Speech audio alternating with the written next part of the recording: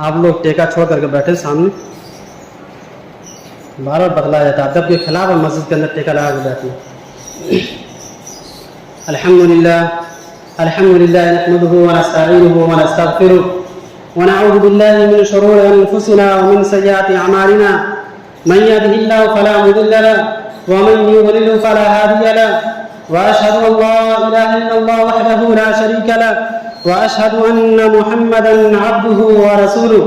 أما بعد فإن خير الحديث كتاب الله، وخير الهدي هدي محمد صلى الله عليه وسلم، وشر الأمور محدثاتها، وكل محدثة بدعة، وكل بدعة ضلالة، وكل ضلالة في النار. أعوذ بالله من الشيطان الرجيم. بسم الله الرحمن الرحيم. والسارق والسارقة فاقطعوا أيديهما جزاء بما كسبا نكالا من الله، والله عزيز حكيم. رب اشرح لي صدري ويسر لي أمري واحلل عقدة من لساني يفقهوا قولي. رب زدني علما، اللهم رب زدني علما، آمین.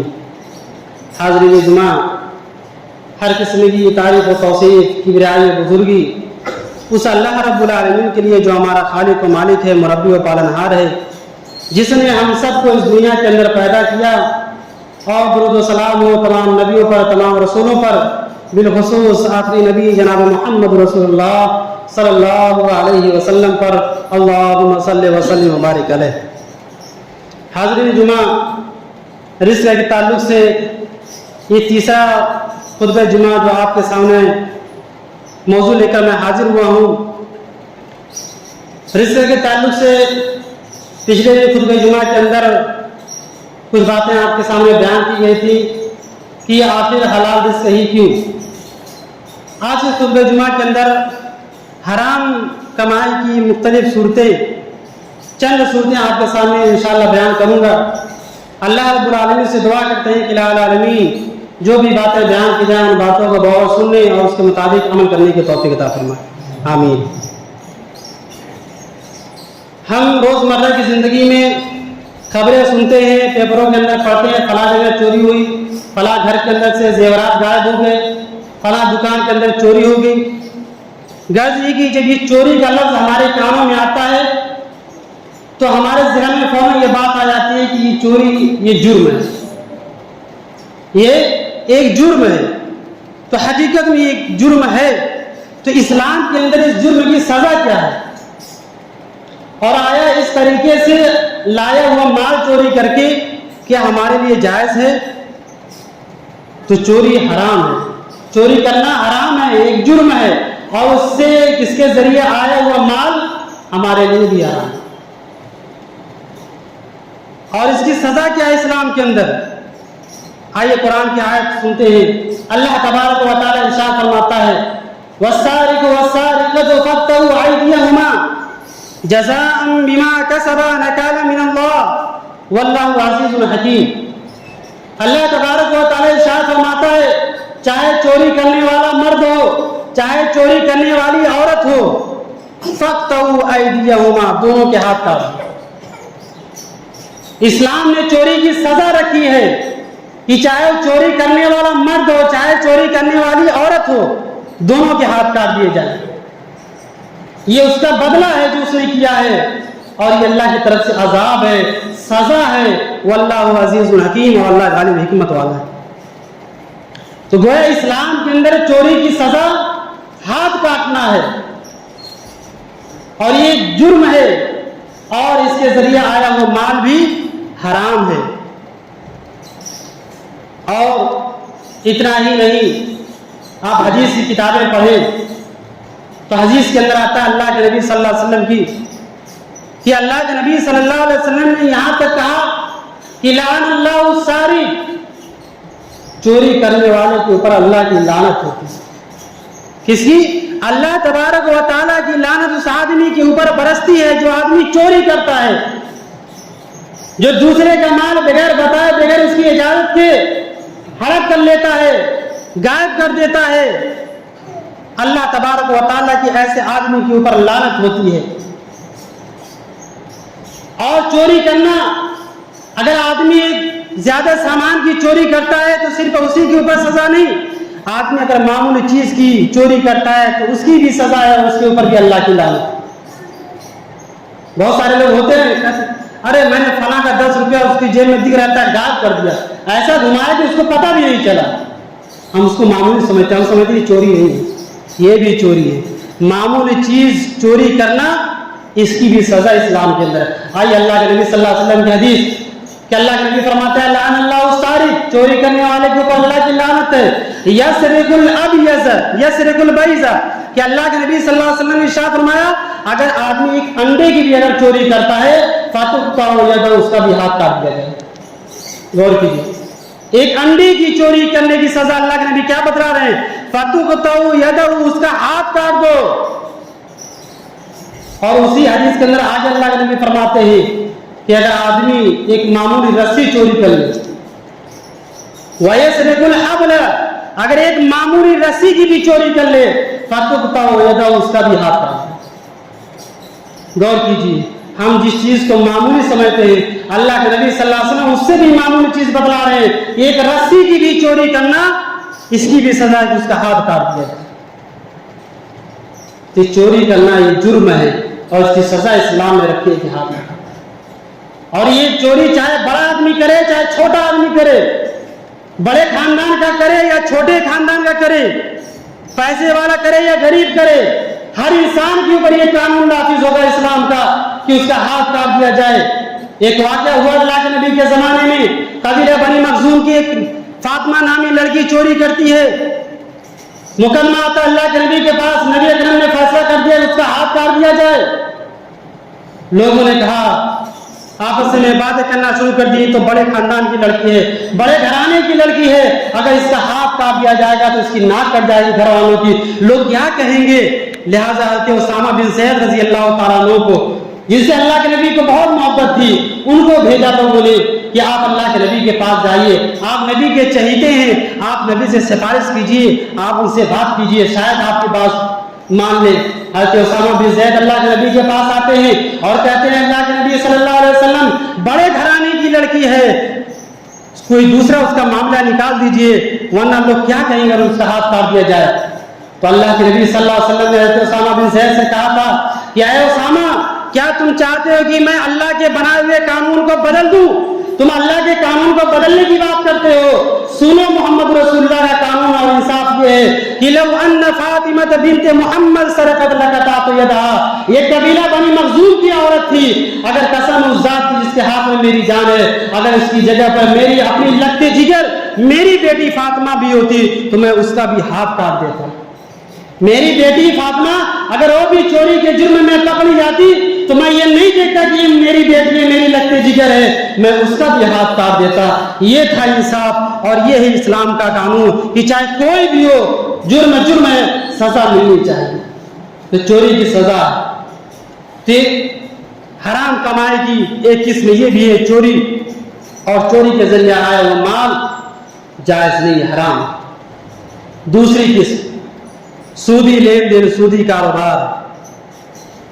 آج مسلمانوں کی ایک بڑی تعداد اس کے اندر ملوث ہے سودی کاروبار میں، وہ اس کو گناہ نہیں سمجھ رہے ہیں، وہ سمجھ بس پیسہ آنا چاہیے اور خوب شوق سے سودی تجارت کر رہے ہیں، کاروبار کر رہے ہیں، لین دین کر رہے ہیں۔ یاد رکھیے اللہ تبارک و تعالیٰ نے سودی لین دین سے منع کیا ہے اور ایسا کرنے والوں کو اعلان جنگ کا اعلان بھی کیا اللہ تبارک و تعالیٰ نے۔ قرآن کریم کی آیت اٹھائیے جس کے اندر اللہ تبارک و تعالیٰ ارشاد فرماتا ہے یا ایھا الذین آمنوا اتقوا اللہ وذروا ما بقی من الربا ان کنتم مؤمنین، اے ایمان والو تم اللہ سے ڈرو، اے ایمان والو اگر تم اللہ سے ڈرتے ہو تو جو سودی تمہارے پاس باقی بچ گیا ہے اسے چھوڑ دو اپنے حال پر، اسے استعمال نہ کرو، اسے چھوڑ دو۔ یعنی یہ حکم جان لینے کے بعد کہ اللہ تبارک و تعالیٰ نے سودی لین دین سے منع کیا ہے، یہ جان لینے کے بعد اب جو تمہارا باقی رہ بھی گیا ہے سودی پیسہ جو بھی، اس کو چھوڑ اسی حال پر، ان کنتم مومنین، اگر تم مومن ہو، اگر تم مومن ہو۔ اور پھر آگے اللہ فرماتا ہے فَإِن لَمْ تَفْعَلُوا، یعنی اگر تم باز نہیں آئے، تم اس کو چھوڑا نہیں تم نے، تو اللہ کہتا ہے فَأَذَنُوا بِحَرْبٍ مِّنَ اللَّهِ وَرَسُولِهِ، تو اللہ اس کے رسول سے جنگ کرنے کے لیے تیار ہو جائے۔ اللہ اس کے رسول سے لڑنے کے لیے تیار ہو جاؤ. غور کیجیے اس آیت کو ہم اپنے سامنے رکھیں. کیا کوئی مائی کا لال ایسا ہے جو اللہ رب العالمین سے لڑ سکتا ہے؟ دنیا کے اندر نہ جانے کتنے پیسے والے آئے, کتنے ارب پتی لوگ دنیا کے اندر آئے, دنیا پر حکومت کرنے والے, اپنے آپ کو انا ربکم الاعلی کہنے والے اس دنیا کے اندر آئے, لیکن اللہ تبارک و تعالیٰ کا مقابلہ نہیں کر سکے. اللہ تبارک و تعالیٰ نے ایسے لوگوں کو دنیا والوں کے لیے نشان عبرت بنا دیا, ہلاک و برباد کر دیا, سمندروں کے اندر غرق کر دیا. کون مقابلہ کر سکتا ہے کسی کے اندر ہمت جو اللہ سے جنگ کر سکے؟ لیکن اللہ رب العالمین صاف کر رہا ہے کہ اگر تم سودی کاروبار کرو گے اور اس کو نہیں چھوڑو گے تو اللہ اس کے رسول سے جنگ کرنے کے لیے تیار ہو جاؤ. اور پھر آگے اللہ رب العالمین فرماتا ہے وَإِن تُبْتُمْ فَلَكُمْ رُءُوسُ أَمْوَالِكُمْ کہ اگر تم سچی توبہ کر لو, اگر تم سچی توبہ کر لو تو اس میں جو اصل مال ہے وہ تمہارا ہی ہوگا. اصل جو مال ہے وہ تمہارا ہی ہوگا اگر تم سچی توبہ کر لیتے ہو تو غور کیجیے میرے بھائیو, اگر ہم سودی کاروبار کر رہے ہیں, لین دین کر رہے ہیں, تو ہمیں اس آیت کو سن لینے کے بعد اس سے اپنے آپ کو بچانا ہوگا, اس سے اپنے آپ کو بچانا ہوگا. کیونکہ سودی لین دین اتنا بڑا جرم ہے کہ انسان اس کے اندر دبتا جاتا ہے اور بڑھاتا بھی جاتا ہے. عرب کے اندر بھی لوگ اس طرح کے کام کیا کرتے تھے, اسی لیے اللہ تبارک و تعالیٰ نے سختی کے ساتھ اس کو ختم کیا اور دور رہنے کا حکم دیا. اللہ تبارک و تعالیٰ نے قرآن مجید کی دوسری آیت میں اللہ فرماتا ہے یا ایھا الذین آمنوا لا تأکلوا الربا اضعافا مضاعفا واتقوا اللہ لعلکم تفلحون. یہ اے ایمان والو, سود کو بڑھا چڑھا کر کے نہ کھاؤ اگر تم اللہ سے ڈرتے ہو, لعلکم تفلحون تاکہ تم کامیاب ہو جاؤ. یعنی کامیابی اگر چاہتے ہو تو سودی لین دین سے دور ہو جاؤ, اپنے آپ کو بچا لو, اسی میں کامیابی ہے. اگر سودی لین دین میں ملوث ہوگے تو تمہارے لیے کامیابی نہیں ہے, بلکہ اتنا بڑا گناہ ہے, اتنا سنگین جرم ہے کہ ابن ماجہ کی وہ حدیث اٹھائیے جس کے اندر اللہ کے نبی صلی اللہ علیہ وسلم نے ارشاد فرمایا الربا 70 حوبا کی سود کے 70 درجے ہیں, سود کے 70 گناہ ہیں. اور سب سے ہلکا گناہ کیا ہے جانتے ہو؟ ایسرها ان ينكح الرجل امه. سب سے ہلکا گناہ یہ ہے کہ ایک آدمی اپنی ماں کے ساتھ نکاح کرے. غور کیجئے کہ ہم سوچ بھی نہیں سکتے, تصور نہیں کر سکتے کہ کوئی آدمی اپنی ماں کے ساتھ نکاح کر سکتا ہے. اس سے بڑا گناہ ہے کہ آدمی سودی لین دین کرتا ہے, سودی کاروبار کرتا ہے. یہ ماں کے ساتھ نکاح کرنے سے بھی بڑا گناہ ہے. آپ غور کیجئے, اگر ایک انسان سودی لین دین کرتا ہے, کاروبار کرتا ہے, تو گویا وہ اپنی ماں کے ساتھ زنا بھی کر سکتا ہے, اپنی ماں کے ساتھ نکاح بھی کر سکتا ہے. کیوں؟ اس میں کہ اس سے بڑا تو سود ہے, اس سے بڑا گناہ تو سودی لین دین ہے. اور آگے ایک اور حدیث سنیے, اللہ کے نبی صلی اللہ علیہ وسلم کی حدیث ہے. اس حدیث کے اندر اللہ کے نبی نے 70 گناہ کہا ہے. ایک دوسری حدیث اٹھائیے, اللہ کے نبی فرماتے ہیں الربا 72 بابا کی سود کے 72 درجے ہیں, 72 دروازے ہیں. کتنے؟ سود کے 72 دروازے ہیں. اور سب سے ہلکا گناہ جانتے ہو کیا ہے؟ اللہ کے نبی صلی اللہ علیہ وسلم نے فرمایا ادناہا مثل اتیان الرجل امہ. یہ سب سے ہلکا گناہ یہ ہے کہ ایک آدمی اپنی ماں کے ساتھ زنا کرے. غور کیجئے, ایک آدمی اپنی ماں کے ساتھ زنا کرے, اس سے بھی بڑا گناہ ہے کہ آدمی سودی لین دین کرے, سودی کاروبار کھائے, سود کا پیسہ کھائے. یہ اس سے بھی بڑا گناہ ہے. غور کیجئے, اتنی بڑی وعید اللہ کے نبی صلی اللہ علیہ وسلم نے سنائی, اتنا بڑا گناہ بتلایا سود کے کھانے کا, سود کے لینے دینے کا. اور ایک حدیث کے اندر آتا ہے, حضرت جابر رضی اللہ تعالیٰ عنہ اس حدیث کے راوی ہیں, وہ بیان کرتے ہیں کہ اللہ کے نبی صلی اللہ علیہ وسلم نے لعنت بھیجی ہے. لعن رسول اللہ صلی اللہ علیہ وسلم آکل الربا وموکلہ وکاتبہ وشاہدہ وقالہم سواء.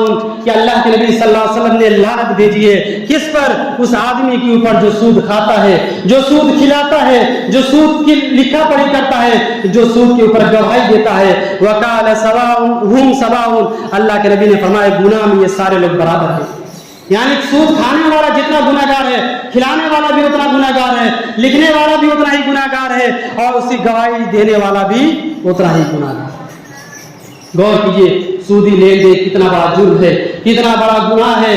ہمیں اور آپ کو اس سے اپنے آپ کو بچانا ہوگا, اپنے آپ کو اس سے دور رکھنا ہوگا. ورنہ ایک حدیث کے اندر تو اللہ کے نبی نے یہاں تک کہا ہے کہ سود کا کھانا پینا لین دین 36 مرتبہ زنا سے بھی زیادہ بدتر ہے, زیادہ برا ہے. یعنی ایک آدمی 36 مرتبہ زنا کرتا ہے, اس سے بھی زیادہ اس سے بھی بڑا گناہ ہے کہ آدمی سودی کاروبار کرتا ہے، سودی لینا، یہ حرام ہے۔ تو حرام کمائی کی دوسری قسم، یہ دوسری قسم ہے سودی لین دین۔ تیسری قسم ناپ تول کے اندر کمی کرنا، اس کے ذریعے آئے ہوا مال ہمارے لیے حرام ہے۔ اللہ تبارک و تعالیٰ نے ایسے لوگوں کے لیے ہلاکت و بربادی کا اعلان کیا ہے۔ قرآن کی آیت اٹھائیے، اللہ فرماتا ہے وَيْلٌ لِّلْمُطَفِّفِينَ الَّذِينَ إِذَا اكْتَالُوا عَلَى النَّاسِ يَسْتَوْفُونَ وَإِذَا كَالُوهُمْ أَوْ وَزَنُوهُمْ يُخْسِرُونَ کہ اللہ تبارک و تعالیٰ ارشاد فرماتا ہے ہلاکت ہے، ویل ہے، بربادی ہے ناپ تول میں کمی کرنے والوں کے لیے، ان لوگوں کے لیے جو دوسروں سے مال لیتے ہیں تو پورا پورا لیتے ہیں، اور وہی جب دوسروں کو دینا ہوتا ہے تو ڈنڈی مار دیتے ہیں، کمی کر کے دیتے ہیں۔ ایسے لوگوں کے لیے ہلاکت ہے، بربادی ہے، ایسے لوگوں کے لیے ہلاکت ہے، بربادی ہے۔ تو ناپ تول میں کمی کرنا اور اس کے ذریعے آیا وہ مال ہمارے لیے حرام ہے۔ اور اتنا ہی نہیں، اللہ کے نبی صلی اللہ علیہ وسلم نے یہاں تک فرمایا کہ جب کسی قوم کے اندر ناپ تول کے اندر کمی کی جانے لگتی ہے اور یہ برائی کسی قوم کے اندر عروج پر ہو جاتی ہے تو پھر اس کے اوپر قحط سالی، اس کے اوپر مہنگائی اور ظالم بادشاہ اس کے اوپر مسلط کر دیا جاتا ہے۔ یعنی کسی قوم کے اندر اگر یہ بیماری پائی جاتی ہے اور زیادہ سے زیادہ پائی جاتی ہے، عام ہو جاتی ہے، تو اللہ تبارک و تعالیٰ اس کی قوم کے اوپر قحط سالی نازل کر دیتا ہے، ایسی قوم کے اوپر مہنگائی نازل کر دیتا ہے، اور ایسی قوم کے اوپر اللہ تبارک و تعالیٰ ظالم بادشاہ کو مسلط کر دیتا ہے۔ تو یہ ہے ناپ تول میں کمی کرنے کا انجام، اور اس کی سزا اللہ تبارک و تعالیٰ سارے لوگوں کو دیتا ہے۔ یہ تیسری قسم۔ چوتھی قسم دھوکے سے کاروبار کرنا، دھوکے سے کاروبار کرنا۔ مثلا ہم غلہ بیچ رہے ہیں، اناج بیچ رہے ہیں، جو بھیگا ہوا اس کو نیچے رکھ دیا، اوپر سے سوکھا ہوا رکھ دیا، خریدار آتا ہے، دیکھتا ہے بڑا اچھا مال ہے، کہتا بھائی 2 کلو دے دو اناج۔ ہم نے اندر سے ہاتھ ڈالا، نکالا، اس کو دے دیا، دھوکہ دے دیا، بیوقوف بنا دیا، یہ بھی گناہ ہے۔ اس کے ذریعے آیا وہ پیسہ ہمارے لیے حرام ہے۔ اللہ کے نبی صلی اللہ علیہ وسلم کا گزر ایک گلے والے کے پاس سے ہوا تو اللہ کے نبی نے اس گلے کے اندر ہاتھ ڈالا تو آپ کی انگلیوں کے اندر تری محسوس ہوئی۔ آپ نے اس گلے والے سے کہا کہ ایسا تم نے کیوں کیا؟ اس نے کہا اللہ کے نبی بارش کی وجہ سے بھیگ گیا تھا، اس لیے میں نے اس کو نیچے کر دیا اور اوپر سوکھا رکھ دیا۔ آپ نے اس سے کہا ایسا نہیں کرنا چاہیے۔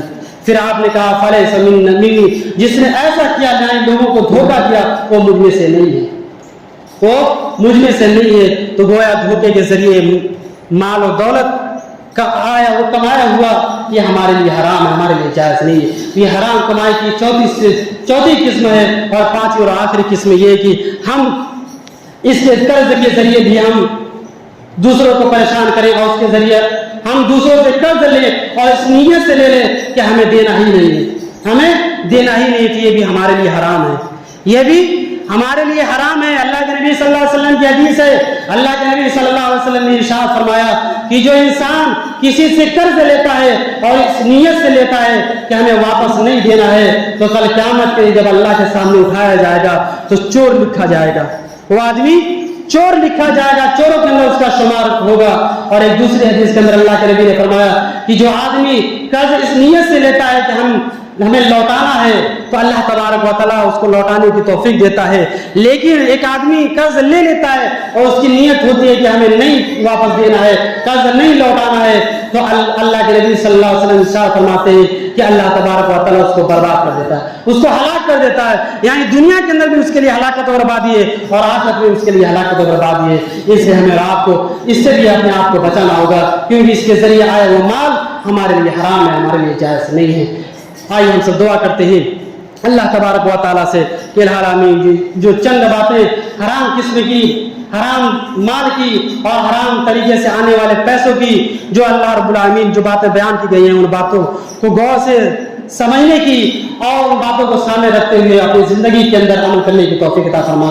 الہ العالمین تجھ سے دعا کرتے ہیں ہمارا حرام کمائی سے اپنے آپ کو بچانے کی توفیق عطا فرمائے۔ الہ العالمین ہم تجھ سے دعا کرتے ہیں حلال رزق کھانے کی توفیق عطا فرمائے۔ الہ العالمین ہم تجھ سے دعا کرتے ہیں کہ ہمیں جب تک اس دنیا کے اندر زندہ رکھے، توحید پر رکھے، اور جب ہمارا خاتمہ ہو توحید فرمائے۔ ان اللہ و ملائکتہ یصلون علی النبی یا ایھا الذین آمنوا صلوا علیہ وسلموا تسلیما۔ اللهم صل علی محمد وعلی آل محمد كما صليت على ابراہیم وعلى آل ابراہیم انک حمید مجید۔ اللهم بارك على محمد وعلى ال محمد كما باركت على ابراهيم وعلى ال ابراهيم انك حميد مجيد۔ عباد الله رحمكم الله، ان الله يأمركم بالعدل والإحسان وإيتاء ذي القربى وينهى عن الفحشاء والمنكر والبغي يعظكم لعلكم تذكرون اذكروا الله يذكركم وادعوه يستجب لكم ولذكر الله أكبر والله يعلم ما تصنعون